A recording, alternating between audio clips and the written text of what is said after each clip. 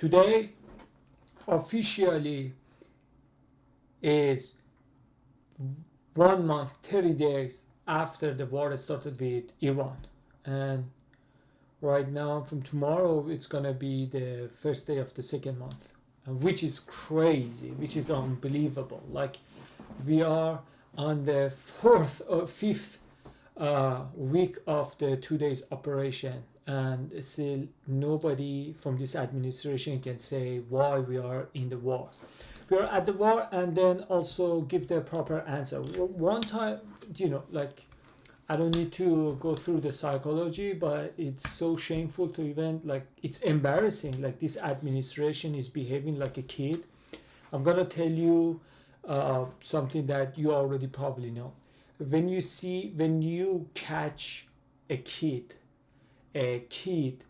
gets caught, and then you start asking questions to, like, to expose them, and they start to come up with the most stupid excuse for the first they lie, deny that, and when you prove them that, okay, you are lying to me, so then they come up with the most stupid and childish excuse. But it's okay because they are child does the childish thing, but not the president who is 80 something years old. I remember when I was kid, they were saying, like, when people get older, they start to behave like a kids. I think this is what is going on. I know it's unpopular opinion, but I think we should have the age cap, because also I saw that Marjorie Taylor Greene on the Megyn Kelly show, she was saying, I saw that another day on the Air Force One, Trump was saying, I don't know if I'm gonna go to heaven.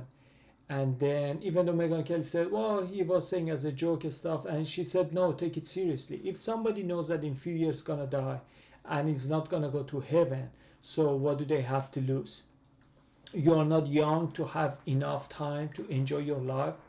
Sooner or later you're gonna die, and there is nothing good waiting for you next life. So what is stopping you from being madman to go madness, like go crazy? Nothing, basically.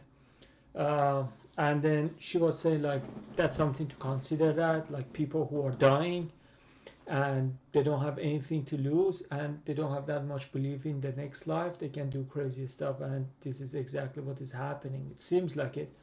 So anyway, going back to our conversation, those kids, they keep coming with different excuses and different justification, or even lying, but because they make up a story as they go, as they are getting interrogated, they say stuff that it is in contradict with the previous statement. Like, they say, well, because I was hungry. They say, why are you eating? They say, because I'm hungry. They say, but 20 minutes ago, before you go into bed, brush your teeth, I asked you if you're hungry, you said no. Because the thing that I wanted to give you, maybe that was vegetable, you didn't like it, but you wanted ice cream. So if you were hungry, why did you say you were full when we were at the dinner table? So you see, they keep contradicting themselves. This is exactly what is going on with this administration, which is unbelievable. Like, they keep coming up with new ideas. For example, like Marco Rubio says, these are fanatic religious. Paula White, like, look at the clown. Like, she is a Christian. She's Christian Zionist, but she's like religious leader or something for the Trump, and keep those prayers. And she says, every time that everywhere that I go, it is where God is there, and because I stand there, it is holy land, even if it is restroom in the White House or something. Like, you have to just watch her to see what a crazy witch she is. She's a scammer, con artist. Like, you can see, like, she's a scamming people. Like, I don't believe even she believes in what she says. But anyway, she's by definition religious fanatic, and she's in the White House. So if you're afraid of religious fanatic, how about they start cleaning up from the White House? Or for example, the Israel, right now they are talking about the third temple, red heifer, all those bullshit. Like, who is the religious fanatic? Why, if Jews or Christians or the Hindus, they do something crazy that doesn't make sense, it is that's okay, it is, we have to respect their privacy, they believe.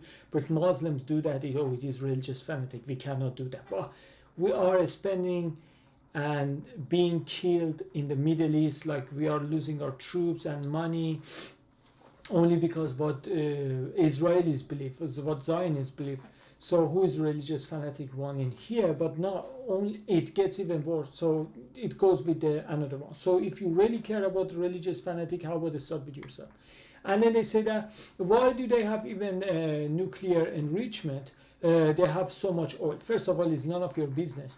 And second of all, isn't it like exactly what you guys were saying? Like we were saying, we voted for Trump.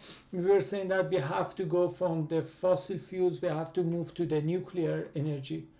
This is one of the promises of Trump, that I'm going to have more nuclear power plant.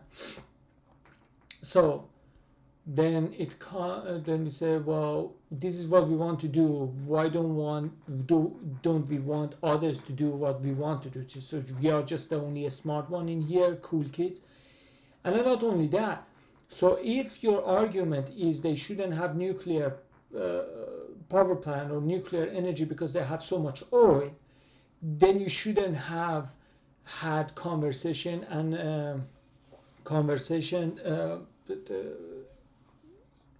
discussion and talk with the Iranians for the nuclear talks, with those stupid, useless Jared Kushner and also Witkoff. The question is, so if you wanted them to not have nuclear enrichment at all, then you should have to just gone, instead of all these months wasting time, you should have just gone there, and then you should have said basically, hey, listen, get rid of all of them, go back to your oil and gas industry, and that's it. So why were all those discussion about the amount of enrichment outside, inside, all of them? So if that was your proposition, then why wasting your time and their time all the time? So it cannot be true at the same time. Because if I say you shouldn't have nuclear power plant or anything enrichment and go to the oil, then that would be the easy 5 minutes discussion. This is my condition, either yes or no. So all these months of going back and forth and talking would be pointless. The another one was where Israel attacked, and we knew that they would attack us, so we have to defend, which is BS, because in 12 days war, also Israel attacked Iran. Iran didn't attack any of the US bases. If you let Israel attack Iran and you just stayed away, just like the 12 days war, Iran wouldn't have attacked you. The reason that Iran said that it would be regional war was because you said, let America attack you again. So if you attack me, I will attack all of your bases, which makes sense.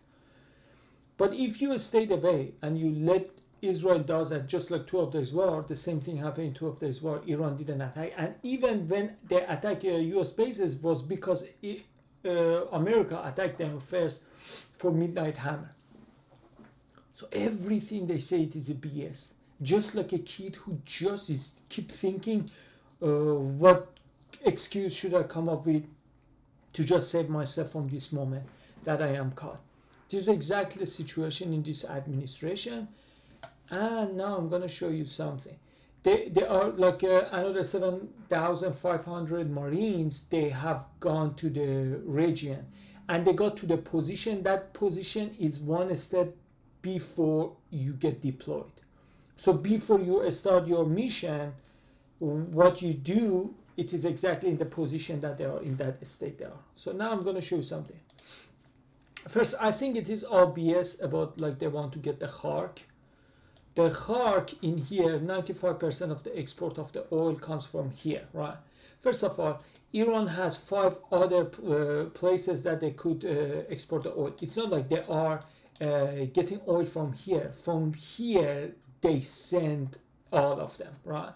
So they can use it different places. I think they have one close to Pakistan. They have one in here, close to here, Chabahar, if I'm not mistaken. So if you take the Kharg, they can do from other places. But that's not the problem only. Because Iran, do you know what is I think the budget of United States Army budget is $1 trillion, if I'm not mistaken. You know how much is the budget of the Iran? $10 billion. So with the $10 billion, they have destroyed all of them.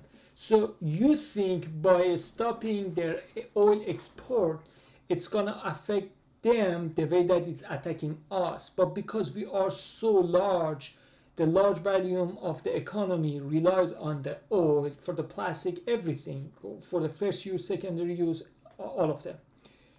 Because it's the case for us, we think it's the case for them. We think, oh, if we take care of them, it will be gone. Which is BS, because right now steel factories, there are 3 famous steel factories in Iran, and mostly they are in Isfahan. And today they attack them as well, so they know that this is not, because that's a secondary way of making money for the government to outside of the oil. So they wanted to take care of the oil and also go after the steel market, so Iran would collapse financially. But the thing is, remember, if somebody is so thin, it is easier to fast whole day than somebody who is fat. America is the fat one and Iran is the tiny one. So because thin one, even though you would think they're gonna die immediately, right? Because they are super hungry, but actually they can stay fasting for longer time than the fat one. So Iran actually can resist way more than what they think. But here's the catch. Let's say they get the Kharg. You see how small it is? Let me show you what countries they have been attacked by Iran. Lebanon, with Jordan. Where was it? Jordan? I forgot. Jordan, yeah. Lebanon, Jordan, Israel in here, and Kuwait, which is very close, doesn't matter. Saudi Arabia and United Emirates, of course, easy, and even Oman. Where's the Qatar? And then Qatar and Bahrain. You see, these are way further than Khark in here. With the, because if they want to attack Israel, they should use the long-range missile. But for example, Qatar and Bahrain, they don't use long-range missile. It is so easier. Like it's very how to say. They use the Katyusha, like I think Hezbollah was using, but low-range missile, they can get it. This Kharg doesn't even need any missiles. They can use the arrow with the bow. Put a bow on the arrow, and they can shoot it, and they can hit the Kharg. This is that close, and they're gonna be surrounded. If, for example, I don't know if that was like let's say Qatar, if that was in Qatar, you'd say right after they leave. They are here. If they get under attack, they go back, retreat, and even they go to the Saudi Arabia, or even Bahrain. They could do the same thing, right?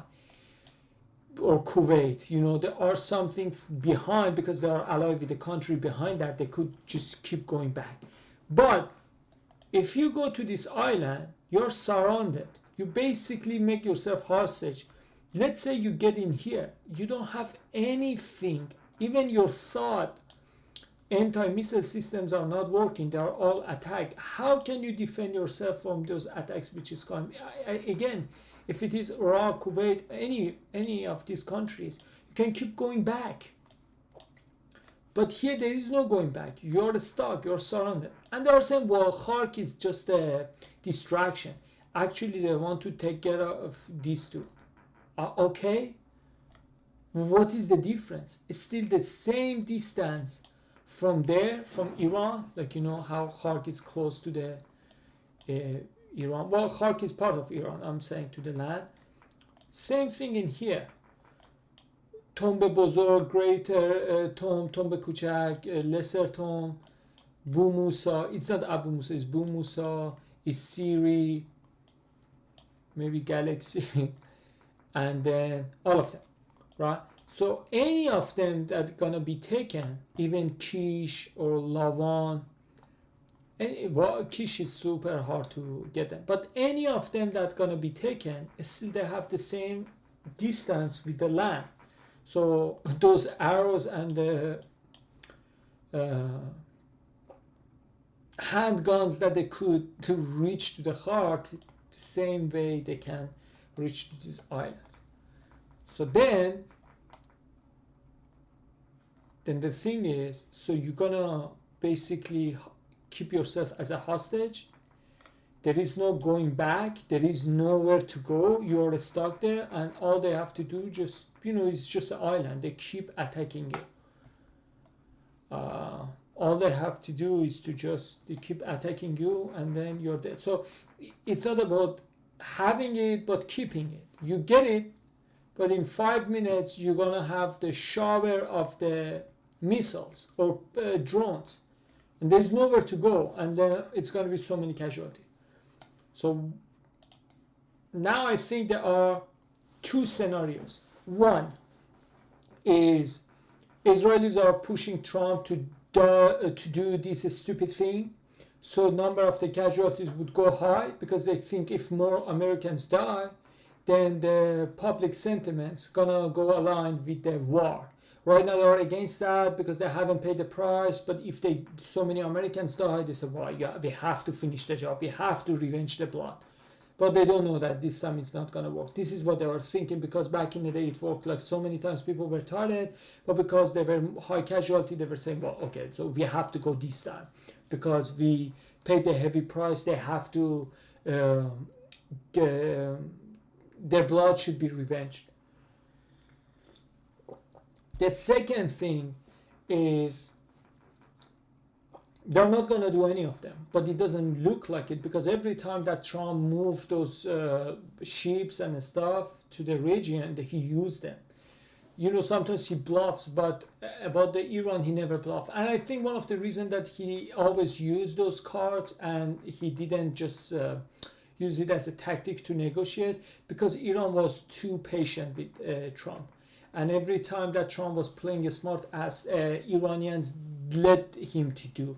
But this time he got the blowback, he got the pushback, he got punched. Like he didn't expect any of that, and he admitted. So the thing is, right now that Iran is not the Iran before the war, to show restraint, to control itself, stuff. They're gonna respond very harshly. So my question is, why are you still doing that if you know that this Iran is different than the other one?